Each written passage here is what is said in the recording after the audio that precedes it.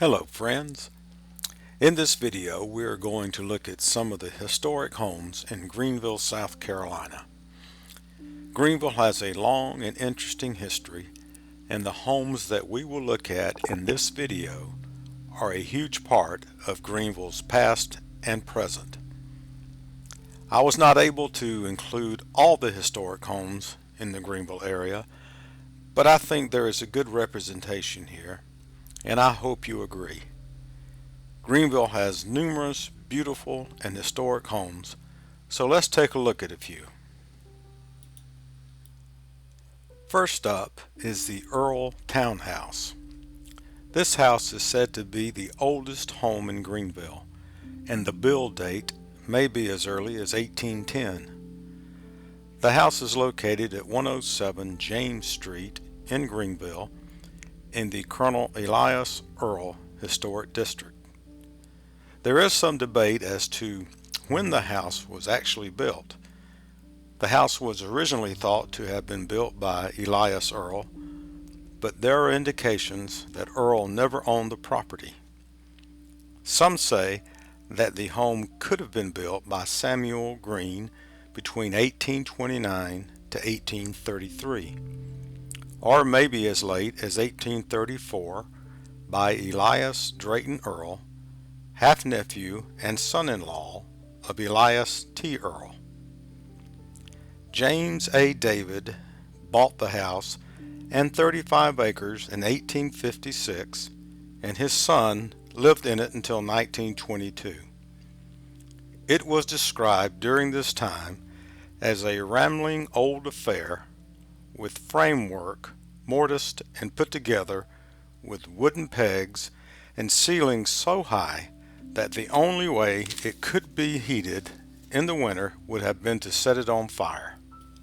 The house was purchased in 1927 by Mary Chevelet Sims Oliphant. She was the granddaughter of the 19th century novelist William Gilmore Simms. She was also an author, and one of her books was a widely adopted school history of South Carolina. Miss Oliphant had Greenville architect William Riddle Ward renovate the house in the 1920s. She had it restored back to what she believed was its original Federal style.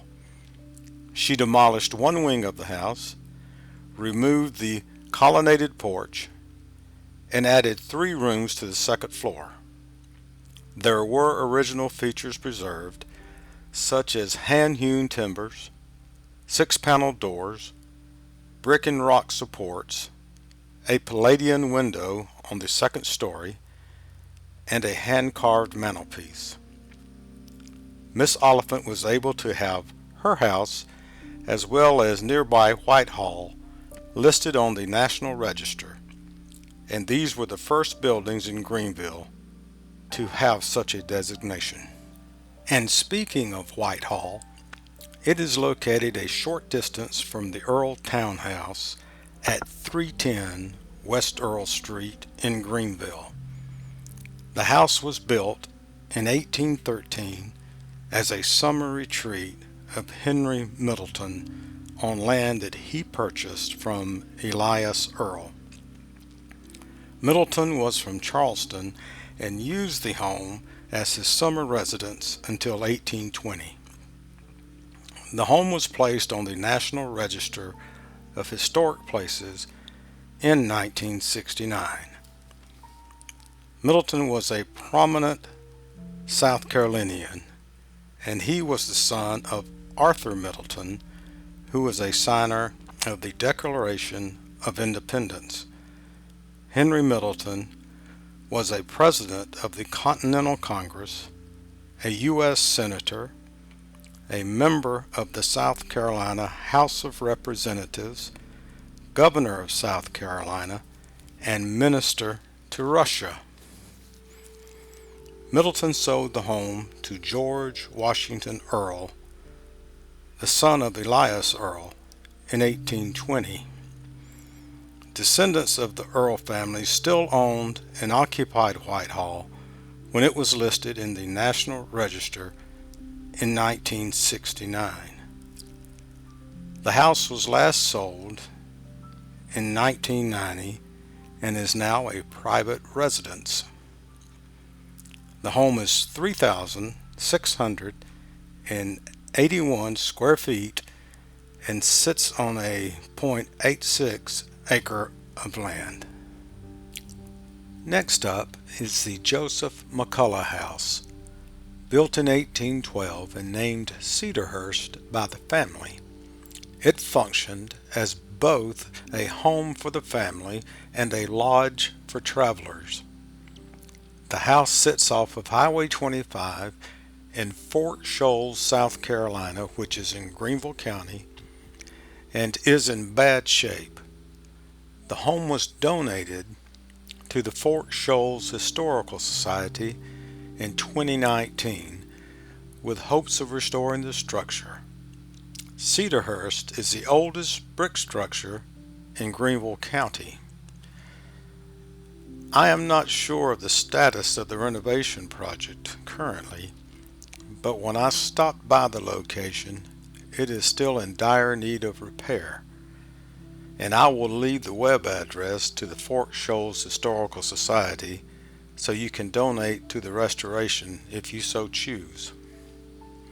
Now, I did not go onto the actual lot as it was posted as no trespassing, but I was able to get a few pictures from the outside of the fence line, and as you can see, the home is in bad need of repair. Now, Cedarhurst stayed in the McCullough family until the family deeded the property to the society. Joseph McCullough and his brother William arrived in the upstate of South Carolina in the late 1790s from Northern Ireland.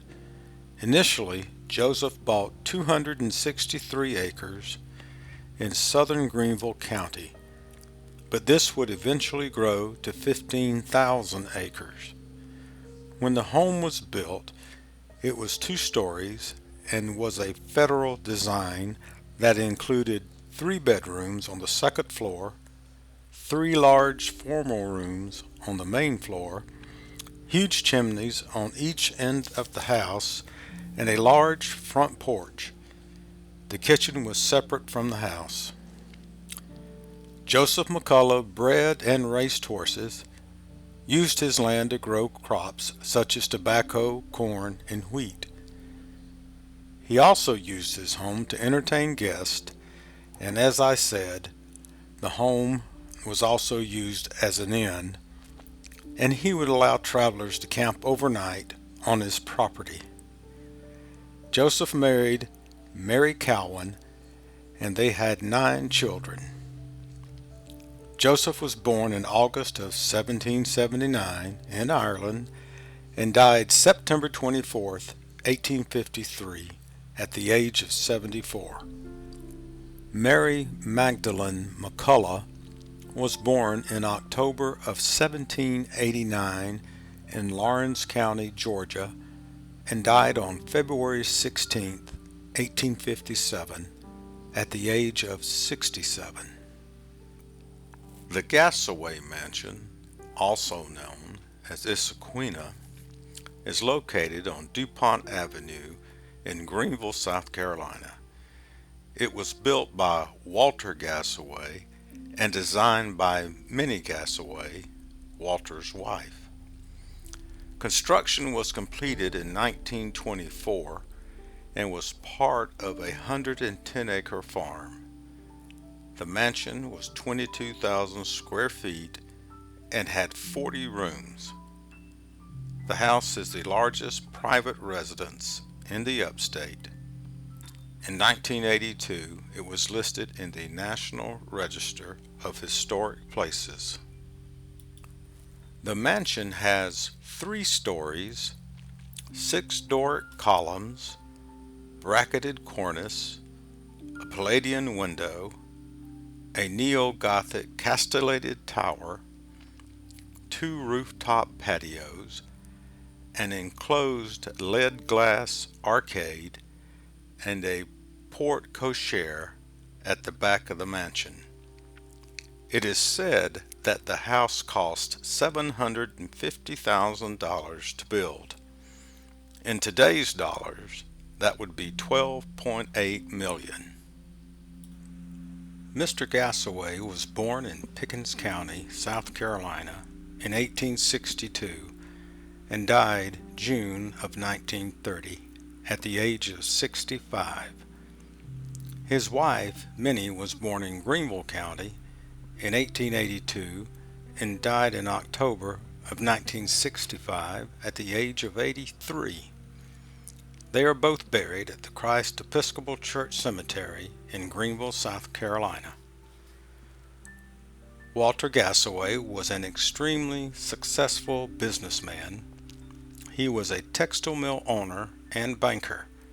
He became very proficient at being a stockbroker and speculator, and obviously accumulated a lot of wealth. In 1929, the stock market crashed, and this, of course, affected Walter and Minnie greatly. The crash of the market and the cost of the mansion led the Gassaways to bankruptcy. After Walter's death in 1930 of a heart attack, Minnie moved to a smaller home in Greenville. Most of the land surrounding the mansion was sold for house lots, and the mansion was converted into rental apartments. In 1959, the Greenville Art Museum purchased the mansion and occupied it until 1974. The mansion was vacant until 1977, when it was purchased and used as both a church and school. In the 1990s, the mansion again became a private residence and can be rented for weddings and special events. The Weiss House is located at 2900 Augusta Road in Greenville, South Carolina. The house was built in 1931 and was added to the National Register of Historic Places in 1993. The house was built by Cyril Granville Wyche, and the architect was Silas Trowbridge of Atlanta, Georgia. Granville Wyche was a prominent attorney in Greenville, and he lived in the house from 1931 until his death in 1988. Granville Wyche was born on September 3, 1890, in Prosperity, South Carolina, and died on January the 15th, 1988, in Greenville at the age of 97. The Weiss House was one of the most expensive and elaborate homes in Greenville in the 1930s. The house is known for its Depression-era Italian Renaissance architecture. It is constructed of blond brick with a low-pitched tile roof, wide eaves with brackets, full-length first-floor windows, a massive portico with classical columns and pilasters. The home sits on 5.2 acres. Today, the Weiss House is home to the Chandler School. Reading from their webpage, it says, and I quote, "The mission of the Chandler School is to empower talented and bright students with dyslexia or other related language-based learning differences to become effective learners. By addressing both learning needs and intellectual strengths, we promote a love of learning that inspires our students to become strong self-advocates and confident lifelong learners prepared for the intellectual and social challenges of academics and life." Unquote. I will leave the web address of the Chandler School in the description so you can learn more about it. The Wilkins House was built in 1878 by Jacob W. Cagle for Greenville businessman and capitalist William T. Wilkins.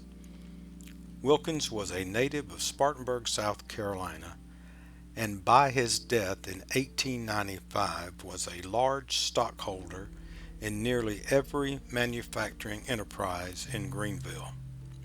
Wilkins married Harriet Dawkins Cleveland, who was also wealthy, in 1867. The Wilkins House was built on 93 acres on Augusta Street in Greenville. It is a two-story brick mansion constructed in the Italianate style. It was described in a 1898 publication as the finest home of any man in northern South Carolina. After Wilkins' death in 1895 at age 70, Miss Wilkins continued to host parties and social events at the mansion. Their only son, William Wilkins, died on March 1st, 1916, at the age of 47. Miss Wilkins passed away on April 14th, 1930, at the age of 87.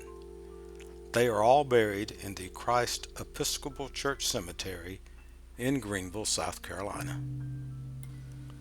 After Miss Wilkins' death, the house was passed to a nephew who in turn leased it to Jones Mortuary.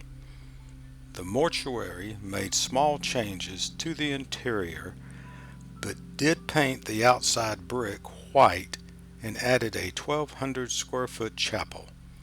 And because of this, the home was ineligible for inclusion on the National Register of Historic Places. Jones Mortuary closed in 1999, and for the next 10 years, the house was used for weddings and housed specialty and antique shops. Next, what was now 4 acres of property was sold, and the buyer planned to demolish the house in order to build a nursing home and assisted living center at the location. A real estate developer bought the house with intentions to preserve and restore it.